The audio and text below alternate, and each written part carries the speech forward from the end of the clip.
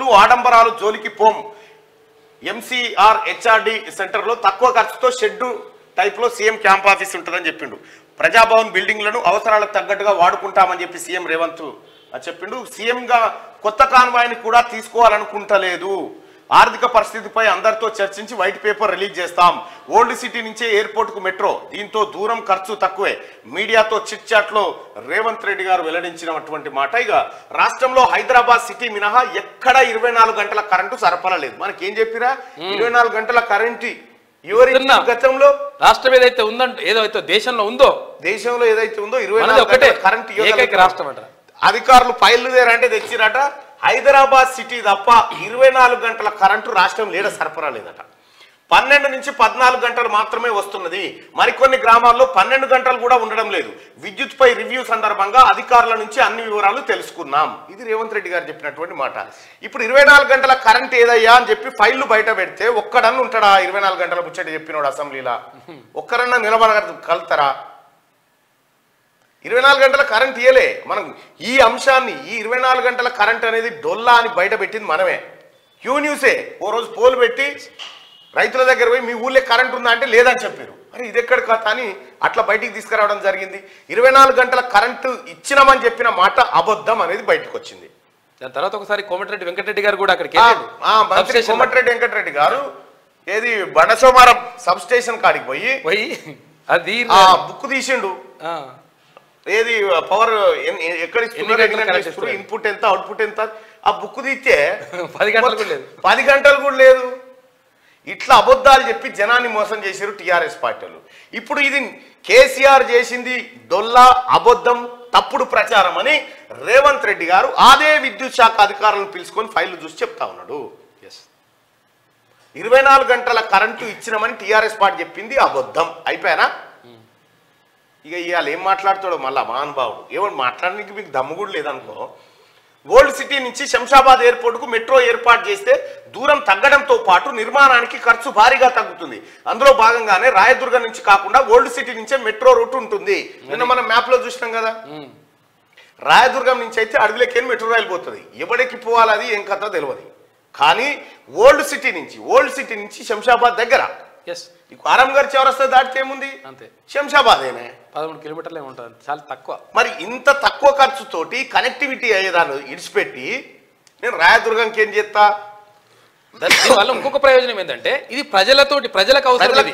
ప్రజలు ఎక్కిపోవడానికి స్టేషన్లు ఉంటాయి. అది అడవిలోకి వెళ్ళిపోతుంది. ఆడ అటు రాయదుర్గం నుంచి శంషాబాద్ అయితే ఇది రాజ్ పుష్ప కబ్జా పెట్టిన స్టేషన్ అట్లా పెట్టుకోవాలి స్టేషన్ పేరు. ఇప్పుడు మనం ఈయన కబ్జా పెట్టిండు, కేటీఆర్ బినామీ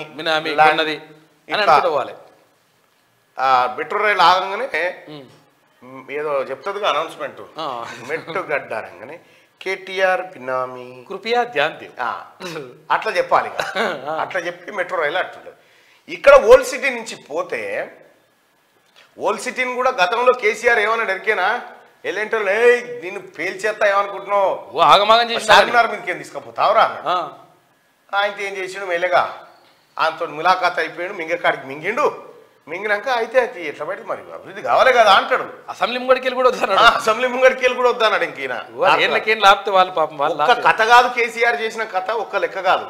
అందుకోసమే తెలంగాణ ప్రజలారా, ఇప్పుడు మన తాత 10 ఏళ్లల్లా మన అపర భగీరథుడు, మన గాంధీ, మన ఇంజనీరు పిత డాక్టర్, మన ఇంజనీరు, మన డాక్టరు, మన మేధావి, మన 80,000 పుస్తకాల వ్యవహారి, ఎంఎస్సి పొలిటికల్ సైన్స్ అన్ని చేస్తే ఈయన ఏం చేసిండో వెంట ఇప్పుడు మెల్లగా బయటకు వెళ్తుంటుంది. మీరు చూడరు కథ ఎట్లుంటుందో, చాలా అద్భుతంగా ఉంటుంది.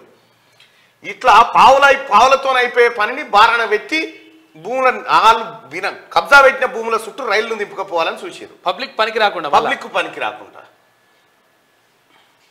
రాష్ట్ర ఆర్థిక పరిస్థితిని దృష్టిలో పెట్టుకొని దుబారా ఖర్చులు తగ్గించాలనుకుంటున్నట్లు సీఎం రేవంత్ రెడ్డి స్పష్టం చేశారు. ఇలాంటి టైంలో ఆడంబరాలకు పోదలుచుకోలేదని అన్నారు.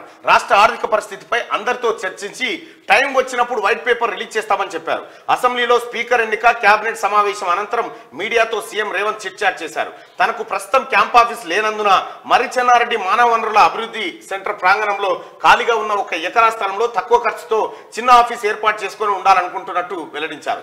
మంత్రులు, ఉన్నతాధికారులు, ఎమ్మెల్యేలు, ఇతర దేశాలు, రాష్ట్రాల ప్రతినిధులు ఎవరైనా వస్తే అక్కడే భేటీ అయ్యేలా ప్లాన్ చేస్తున్నట్లు పేర్కొన్నారు. ఏ సమావేశం, ఎలాంటి రివ్యూలు లేని టైంలో తాను ఇప్పుడున్న ఇంట్లోనే ఉంటానని సీఎం చెప్పారు. ఎట్లా కుదురుతుంది సార్? ఏ టైంలో, ఏ సమయంలో రివ్యూలు లేని టైంలో ఖాళీ టైం దొరుకుతుంది?